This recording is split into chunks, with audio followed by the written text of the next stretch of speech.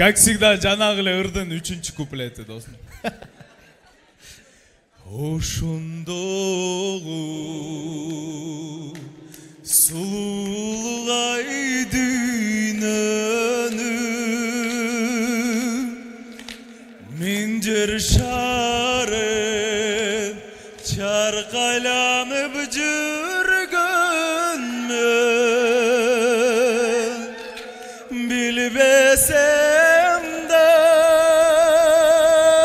бар экенин бул дүйнөдө ак сүйүү мен өзүңө